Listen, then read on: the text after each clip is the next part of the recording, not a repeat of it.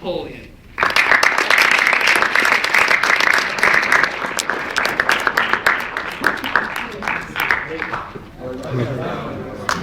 was better than a Death Row tour right there, man.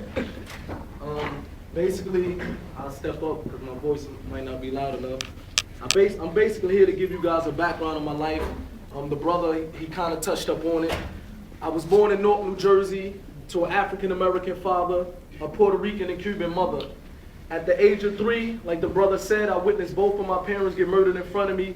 It wasn't my uncle, thank God. It was a friend of the family who happened to be my so-called godfather back in the day. And I was in the house with my 6-month-old brother, and I had a 4-year-old brother in the house at the time. After the killing of my mother and father, me and my brothers, we moved to the house with our grandparents, and they happened to be nice enough to open their doors, take us in the house, and raise us. The house of my grandparents was a very crowded house where we had other aunties, uncles, little cousins, a bunch of us in one house. So for me and my brothers, we never liked to stay in the house. We always liked to hang on the corner. We always liked to hang in the streets. And eventually, with too much idle time on our hand, we got ourselves in trouble. I remember at a very young age, my brothers and cousins, they got into selling cocaine. And the first day that I went on the block with my brothers and cousins to sell drugs, I got arrested.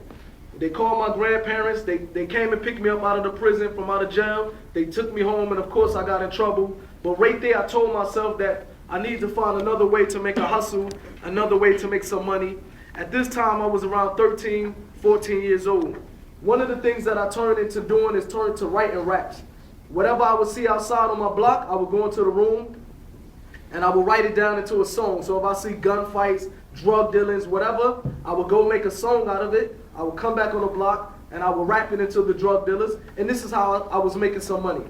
I also had a childhood friend by the name of Yafeyo that every year his mother would come pick me up, take me from my neighborhood, bring me to his neighborhood, and we would kick it like that. Every single year, I would look forward to getting together with Yafeyo and his mother.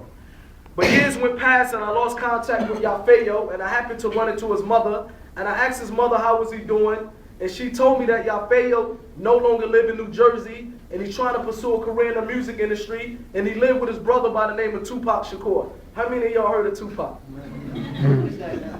Huh? Who is he? I'll tell you later.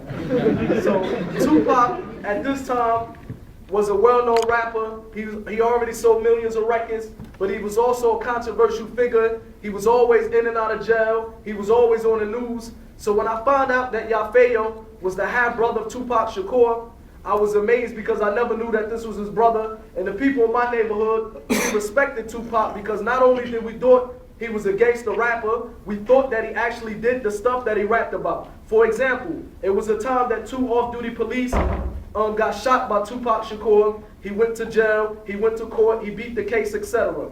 So when she told me that Yafeyo and Tupac was on their way to New York City, she said, why don't you go to New York City to meet them? The part of New Jersey I was from was basically 30 minutes away from New York on the train. So I was able to hop on the train, go to New York City, and get acquainted with an old friend, Yafeyo, and also introduce and meet Tupac Shakur. The first time that I met Pop, I was surprised because I thought Tupac was going to come into the hotel room and he was going to be basically thugged out. He was going to basically bring a party with him. But when Tupac walked into the room, he was the opposite of what I expected from him. He was very calm, he was soft-spoken, and he came in here with a laid-back demeanor. And the first thing that Tupac said is, I heard that you witnessed your mother and father get murdered in front of you. Can you tell me some of that story? When I started to tell Tupac the story, believe it or not, he started to cry. For me, this was surprising because he was a guy that rapped this type of stuff in his music, and nobody never reacted over the death of my parents the way Tupac did. Tupac said that he wanted to put a rap group together, and he said that he wanted me to be part of this rap group. A few months later, I flew to Atlanta, Georgia, to the house of Tupac, and one day we happened to be in the living room of Tupac, and he was saying that I want to put this rap group together, but I want this group to be different than all the other rap groups. In fact, he said, I want to give you guys names of so-called enemies of the West or so-called tyrants. So one by one, he started to name us, for example, Yafeyo. Tupac gave him the name Gaddafi after the Libyan president, Muammar Gaddafi. Another member of the Outlawz, Tupac gave him the name Idi Amin after the Ugandan president Idi Amin. Another member of the Outlawz, Tupac named him Hussein after Saddam Hussein. Another member, Tupac gave him the name Castro after the Cuban president Fidel Castro. When I was young, I had a very bad temper, to the point that my black side of the family, they always blamed it on my Puerto Rican and my Cuban side of the family.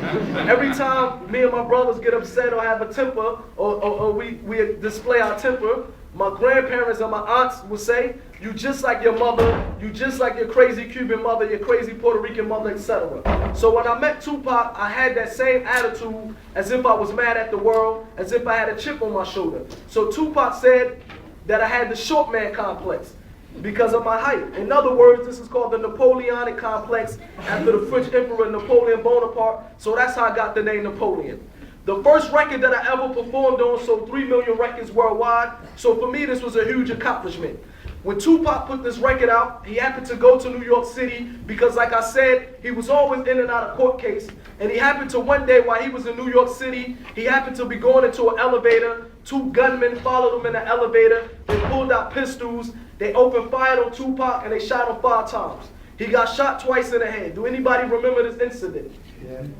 The people that tried to murder Tupac, most people thought that it was a robbery, but actually it was a hit out on the life of Tupac. Tupac had some run-ins with a gangster from New York City. They had some words, they fell out, and this gangster decided to put a hit out on Tupac. Tupac eventually, as we all know, he didn't die from the shooting, but a few months later, he got arrested, and he did a 1.5 years in prison. While Tupac was in prison, he had $1 million bond. 2 people came to help him out, to bail him out. The first person that offered to bail Tupac out was a lady named Madonna. How many of you guys know Madonna?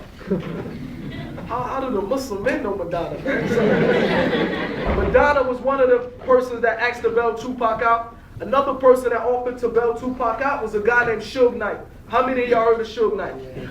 Suge Knight, for those that don't know Suge Knight, he was a guy who started a record company called Death Row Records out of Compton, California.